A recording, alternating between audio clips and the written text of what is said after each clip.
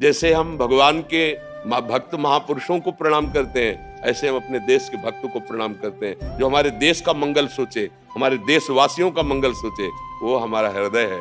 एक व्यक्ति से अगर पूरा गांव नष्ट हो रहा हो, अगर एक जिला एक गांव से नष्ट हो रहा हो, अगर एक जिला से पूरा देश नष्ट हो रहा हो, तो उसको शासन में ले लेना चाहिए।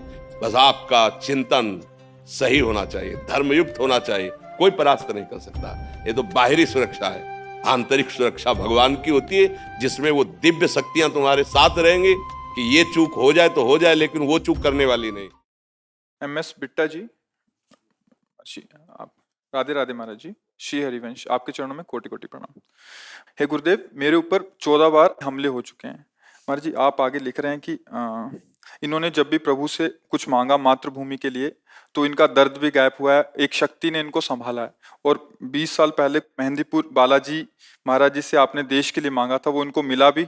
और राम सेतु तोड़ने की जब बारी आई तो इन्होंने कसम खाई थी कि राम सेतु नहीं टूटे, तो वो भी सफल हुई। महाराज जी, जिसने मुझे आज तक इस देश की सेवा करने के लिए बचाए रखा, ऐसी कृपा की प्रभु ने। क्या हम देश के लिए और दूसरों के प्राणों की रक्षा के लिए कुछ भी मांगते हैं तो भगवान पहले सुनते हैं? और अगर ऐसा है गुरुदेव, तो सारा विश्व अपने देश की सुरक्षा और उन्नति के लिए मांगे तो भगवान सुनेंगे?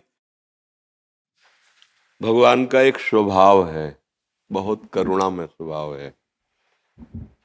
जब हम अपने भोग की सामग्री अपने सुख के लिए मांगते हैं, तो ये पुकार थोड़ा विलंब से जाती है प्रभु के कान में। उसके लिए फिर आपको योग्यता दिखानी पड़ेगी। और अगर दूसरे सुख के लिए, दूसरों के हित के लिए, देश के लिए, विश्व के लिए, या किसी व्यक्ति के लिए, या पशु पक्षी के लिए भी, वो तत्काल बात होती प्रभु से। इसमें इसमें बिल्कुल संशय नहीं। जब हम अपनी वासनाओं की पूर्ति की मांग रखते हैं, तो थोड़ा विलंब से बात होती है, क्योंकि इसमें अज्ञान से उसी जीव का पतन है जो अपने भोगों के लिए मांग। लेकिन जो देश के लिए और दूसरों के, उसको अलग से भक्ति करने की जरूरत नहीं है। जैसे एक ऋषि मुनि को परम पद मिलता है, ऐसे इस देश भक्त को भी, जो अपने देश को भगवान का स्वरूप मानकर और देश की प्रजा को भगवान की सेवा मानकर करता, उसको अलग से कोई साधना करने की जरूरत नहीं। उसकी वही गति होगी जो एक महात्मा की गति होती है। क्योंकि जैसे अर्जुन जी कह रहे मैं संन्यास लूंगा, और भगवान कह रहे तुम्हें युद्ध करना है। कह रहे ना, आताताई आतंकी दुष्टों को तुम विनाश करो जो अधर्म में चल रहे हैं। संन्यास लेने की जरूरत नहीं, इन अधर्मियों का विनाश करो, और जो हमारे धर्म से चलने वाले असहाय जन हैं उनकी सहायता करो। अगर उनकी सहायता में प्राण भी चले जाते हैं, तुम्हें भगवत प्राप्ति होगी। परहित सरिस धर्म नहीं भाई, पर पीड़ा सम नहीं अगुभाई। जो दूसरों के हित के लिए कोई भी पीड़ा उसे परास्त नहीं कर सकती। ये निज अनुभव, ये कहूं खगेशा। जैसे कागभूषुंड जी गरुड़ जी से कह रहे कि मैं दूसरे की बात नहीं, मैं अपने अनुभव की बात कह रहा हूं, कि यदि दूसरों के हित के लिए तुम्हारे मन में बात है, तो कोई भी परास्त नहीं कर सकता। रोग शोक शाप ताप दारुण दुखहारी, कोई भी तुम्हें साप देकर नष्ट नहीं कर सकता। कोई रोग तुम्हें परास्त नहीं कर पाएगा, कोई भी बाधा तुम्हें गिरा नहीं सकती, क्योंकि तुम्हारा परहित की भावना है। अगर परहित की भावना है, देखो दोनों किडनी फेल है, अतरे दिन डायलिसिस होता है, और डायलिसिस मैन की हालत क्या होती है वो तो जो उनके ऊपर बीतता है। लेकिन अगर ये कुछ प्रक्रिया आप देख रहे, 1:30 बजे रात्रि से यहाँ की दिनचर्या शुरू होती है, ये केवल इसी से है कि हमारे देश के प्राणी ये समझें कि विषय भोग अधर्म पूर्वक करने से तुम्हें कभी शांति नहीं मिलेगी। धर्म पूर्वक विषयों का सेवन करो, दूसरों को सुख पहुंचाओ। तो मेरे अंदर उत्साह आ रहा है, मेरे अंदर बल आ रहा है, मैं आपसे बात करने के लायक सामर्थ्य पा रहा हूं। कौन दे रहा है? प्रभु दे रहे हैं। नहीं हालत तो जैसे आपके इतने बार शरीर की ऐसी अव्यवस्था, और इस पर भी आपका जोश कि हमारा देश सुखी रहे, हमारा देश ऐसे निर्विकार भाव से रहे कि परस्पर सुहृदता बढ़े, मित्रता बढ़े, भाईचारा बढ़े। ये छोटी छोटी जो मेड़े बीच में बन रहे हैं, ये सब हट जाएं। हम एक घर के जैसे परिवार के अलग अलग कमरों में रहते हैं, ऐसे क्यों नहीं रह सकते? एक बहुत बड़ा घर है, उसका नाम भारत है। ये जो अलग अलग प्रदेश और ये जिला बने हुए हैं, ये हमारे अलग अलग उसी बड़े घर के छोटे छोटे घर हैं। हम कोई भी कपड़ा धारण करें, कोई भी वेश धारण करें, हम एक ही के बच्चे हैं, दूसरे के नहीं हैं। हम सब भाई भाई हैं, अलग अलग कमरों में रह रहे हैं, एक ही पिता की संतान। ऐसा क्यों नहीं समझते? कौन सा ऐसा धर्म है जो दूसरे का अहित करके पुष्ट होता हो? वो धर्म नहीं, वो अधर्म है। इसलिए जैसे अपने शरीर का एक अंग कोई खराब होकर पूरे शरीर को नष्ट करना चाहे तो उसे हम कटवा देते हैं। अपने शरीर का अंग अभी पता चल जाए यहाँ कैंसर है, आपको कटवाने से कैंसर से आप बच जाएंगे, नहीं तो पूरा फैल जाएगा, तो राजी होकर पैसा देके कटवा देंगे, आप इसे काट दीजिए। एक व्यक्ति से अगर पूरा गांव नष्ट हो रहा हो, अगर एक जिला एक गांव से नष्ट हो रहा हो, अगर एक जिला से पूरा देश नष्ट हो रहा हो, तो उसको शासन में ले लेना चाहिए, क्योंकि पूरे जीव बच रहे हैं। तो ऐसे ही जो मलिन स्वभाव के, राक्षसी स्वभाव के हैं और ये समझते हैं कि मैं धर्म कर रहा हूं, दूसरों की हत्या करना, दूसरों को पीड़ा देना, दूसरों का विनाश करना, ये राक्षसी स्वभाव कभी धर्म नहीं हो सकता है। इनको शासन में लेना ही धर्म है, इनको शासित करना, इनको दंड देना, यही धर्म है।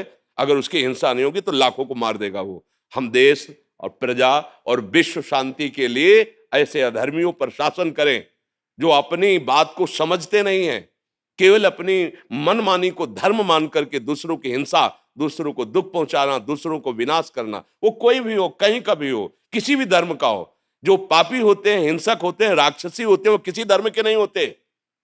उनका केवल केवल दूसरों को दुख देना, भयभीत करना, आतंक मचाना स्वभाव होता है। वो किसी धर्मावलंबी नहीं।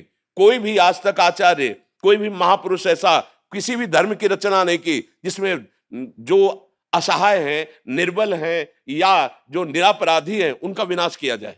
नहीं, इनकी बुद्धि भ्रष्ट है। ये शासन के द्वारा ही काबू में किए जा सकते हैं। एक आदमी लाखों को पीड़ित कर रहा है, एक आदमी देश को भयभीत कर रहा है, ऐसा नहीं।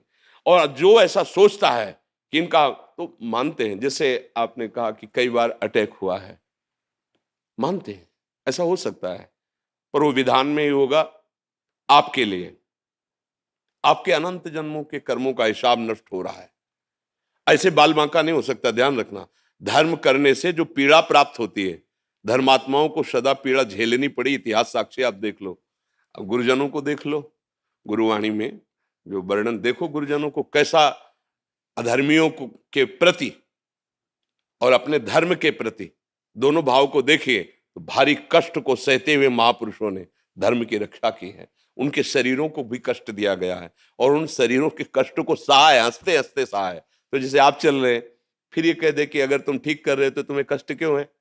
जैसे कोई कह देना कि आप समझते हो कि मैं धर्म कर रहा हूं तो फिर आपका शरीर क्यों ठीक नहीं? तो बचपन से बाबा जी हैं, कभी चींटी को जानकारी से मारा हो ऐसा मुझे याद नहीं, दोनों किडनी खराब है। क्यों? अनंत जन्मों का हिसाब है, उसको पावन करके प्रभु हमें बुला रहे। पूरा कपड़ा मलिन था, धुलाई हो रही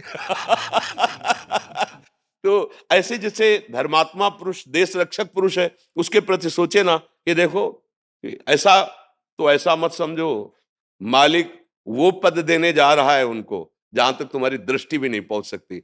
मतलब यहाँ का जितना पुरस्कार है वो यहीं रह जाएगा ना। एक पुरस्कार ऐसा है जो हमें पार कर देगा, वो गुरुवाणी, वो गुरु कृपा, वो भगवत कृपा। तो हमारा हृदय आपके साथ है, शरीर भले साथ ना हो। हम अपने देश से बहुत प्यार करते हैं, देश के लिए प्राण त्यागने के भी उत्साह रखते हैं। तो हमारा देश हमारे लिए भगवान है। जब हम ये किसी भी आर्मी के जवान को देखते हैं तो अंदर से हम उसे सल्यूट करते हैं, अंदर से उसे सर झुकाते हैं। प्यारे, हम बाबा जी बन करके धर्म के मार्ग में चल रहे हैं, तुम एक वीर बहादुर होकर कष्ट सहते हुए हमारे देश के लिए, हमारे लिए, उसके छोटे छोटे बच्चे हैं, उसकी पत्नी है। कौन चाहता है ऐसा कि कम से कम एक बार एक दिन में सेवा की, लौट के अपने परिवार तो आ गए? ये आएगा कि नहीं आएगा उसको खुद भी विश्वास नहीं है कि पता नहीं किधर से गोली आके कहां से पार हो जाए। और वो रात दिन कैसी भी परिस्थिति हो, ऐसा नहीं। बहुत सुंदर इनकी साधना है, हम इनको प्रणाम करते हैं। ऐसे ही हमें जब कोई देशभक्त मिलता है, जब आपको बताया कि देशभक्त है, तो हमारा हृदय, हम भले खड़े नहीं हो पाए रोग के कारण, लेकिन हृदय से खड़े होकर स्वागत किया है कि हम अपने देशभक्त को प्रणाम करते हैं। जैसे हम भगवान के भक्त महापुरुषों को प्रणाम करते हैं, ऐसे हम अपने देश के भक्तों को प्रणाम करते हैं जो हमारे देश का मंगल सोचे, हमारे देशवासियों का मंगल सोचे। वो हमारा हृदय है और उसे आशीर्वाद मांगने की जरूरत नहीं।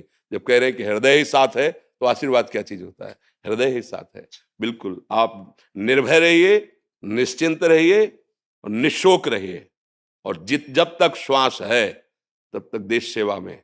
बस अंतिम तो फतेह ही फतेह है ना, अंतिम तो फतेह ही है। जब धर्म से चला जाता है तो वो हमें बहुत ही प्रसंग हृदय में आनंद प्रदान करता है। भगवान के पिता का सौभाग्य दशरथ जी को मिला, राम जी के पिता का सौभाग्य नहीं, लेकिन अंत्येष्टि क्रिया का सौभाग्य जटायु को मिला, दशरथ जी को नहीं मिला। जटायु जी भगवान की गोद में ऐसे शरीर त्याग रहे हैं, भगवान की गोद में, और कह रहे हैं ये मैं कृपा नहीं कर रहा, ये आपके कर्म की गति है, क्योंकि आपने दूसरे की रक्षा के लिए अपने जीवन को समर्पित कर दिया। तात जाओ परम धाम को मेरे। तो ये जो दूसरों के हित की बात है, ये सबसे बड़ा धर्म है। भगवान उसको बहुत प्यार करते हैं।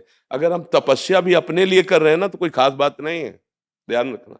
भजन भी अपने सुख के लिए कर रहे, कोई खास बात नहीं है। जब हमारी तपस्या, हमारा भजन हमारे देश के लिए और हमारी देश के समाज के लिए हो, वही सार्थक है। तो वही तो आप भी कर रहे हैं। आपकी सोच, आपका चिंतन, आपका प्रयास, हमारा देश सुख में रहे, हमारा देश इन आतंकी हमलों से बचा रहे, हमारे देश में कोई ऐसे कुमार्गामी प्रवेश न करे जो हमारी भोली प्रजा को नष्ट करें, कष्ट दे। बात तो एक ही है। हम यहां बैठे भजन बल से सोच रहे हैं, आप बाहुबल, ऐश्वर्य बल, कानून बल, इनके द्वारा आप सुरक्षा कर रहे हैं। तो बात तो दोनों ही, हम दोनों एक पिता की संतान, हम दोनों का एक ही कार्य है। भेष अलग अलग है, उद्देश्य एक ही है। हमारी तपस्या, हमारी श्वास, हमारा अनुभव, हमारा ज्ञान हमारे देश के लिए है, विश्व के लिए है। जो हमारी बात माने, जो हमारी बात सुन ले, निहाल हो जाएगा, उसको पकड़ लो केवल। तो ऐसे ही आपका है ना कि जो हमारे पास धन है, जो हमारे पास योग्यता है, जो हमारे पास बल है, जो हमारे पास शासन है, हमारी राज्य की रक्षा हो, हमारे देश की रक्षा हो, हमारी प्रजा सुखी हो, यही भगवत मार्ग है। बहुत अच्छा लगा। बाहरी माला तो नहीं पहना रहे, लेकिन हृदय की बात कह रहे, हम बहुत आदर कर रहे हैं। हाँ, आप बिल्कुल निश्चिंत रहिए। जो एक बार मिल गया, जो पूछना चाहता था वो जवाब मिल गया। बिल्कुल आप निश्चिंत रहिए। आप खुद अनुभव करेंगे, जैसे आप अनुभव किए हैं पीछे, ऐसे आप खुद अनुभव करेंगे कि हरि और गुरु की कृपा क्या होती, संतों की कृपा क्या होती। वो ऐसे थोड़ी होता है कि माथे में हाथ रख दिया तो ये तो दृष्टि और संकल्प हो जाए तो मूकम करोति वाचालम पंगुम लंघयते गिरिम यत कृपा तमहम बंदे परमानंद माधवम। मूक भी वेद बोल दे और लंगड़ा भी पहाड़ चढ़ जाए, छोटा सा सांप का बच्चा गरुड़ को खा जाए।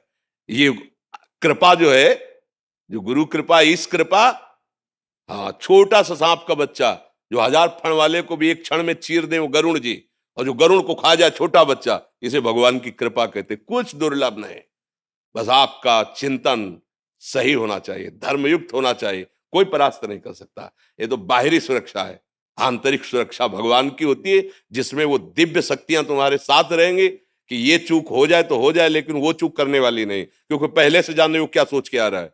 इनको तो क्रिया दिखाई देगी और वो सोच देख रही, सोच। जब दुर्वासा जी ने अपना मंत्र बल प्रकट करके अम्बरीश जी को दंड देना चाहा, निरपराध अम्बरीश जी को, तो अम्बरीश जी को भी पता नहीं था कि सुदर्शन चक्र हमारे पीछे है।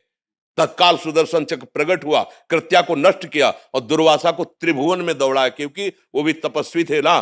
तो मारा इसलिए नहीं कि तुम भी भगवान के मंत्र से सुरक्षित हो, पर देखो हम तुम्हें जलाएंगे, कहीं ठौर नहीं मिलेगी। त्रिभुवन में ठौर नहीं मिली, लौट के अम्बरीश जी के पैर में पड़ा आके, तभी वो सुदर्शन चक्र शांत हुआ। तो ये कोई भूल न करे कि मान लो आप गृहस्थ में हो, धर्म से चल रहे हो, अरे ये क्या, नहीं नहीं, यही भूल हो गई थी दुर्वासा जी को कि मैं तो वलकल की लंगोटी लगाता हूं, धूप का रस पीता हूं, ये चक्रवर्ती सम्राट राजा रानियों के बीच में रहता है, ये मेरी बराबरी का। नहीं नहीं, उद्देश्य, खास बात उद्देश्य, भेष नहीं, उद्देश्य। अगर दोनों का उद्देश्य एक है तो एक पैंट शर्ट में, कुर्ता पैजामा में भी महात्मा है और एक विरक्त में भी महात्मा। और उद्देश्य बिगड़ जाए तो भेष में भी उद्देश्य ना होने पर सब पाखंड नाटक हो जाएगा। ये अरे आप बस खड़े खड़े धन्यवाद।